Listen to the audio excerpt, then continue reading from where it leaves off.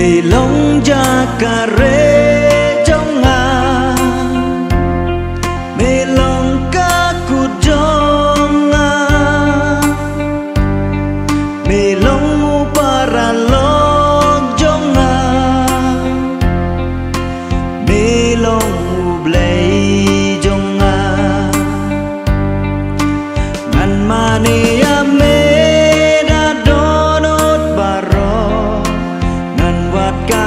jong me hajing em jonga an syakriya me kat badang im ngahang netra ngan mania me radonot baro ngan wat kak mat jong me hajing em jonga ngan syakriya me badang im ngahang netra ngahang ne atrai ngahang ne atrai ngahang ne atrai ngahang ne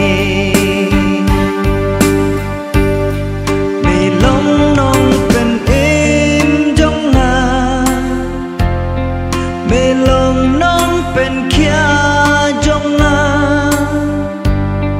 melong kabor hajing don ka melong ublay jonga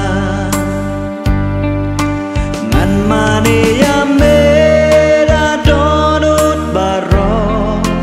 ngan wat kak madong me hajing em jonga syakriya me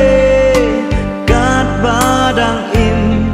ngahang netra ngan mane ya me radonot baro ngan wat kak mat jong me hajing em jonga ngan syakriya me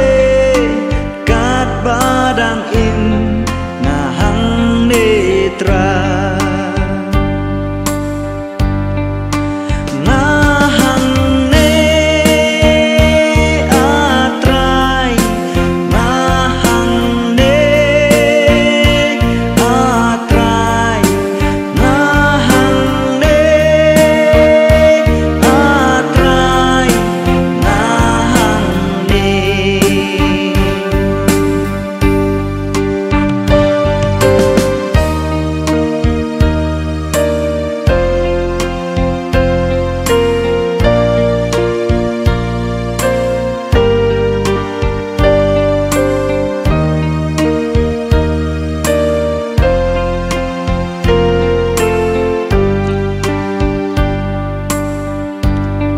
melong nong ablang brod jonga melong nong job jonga melong ka jakare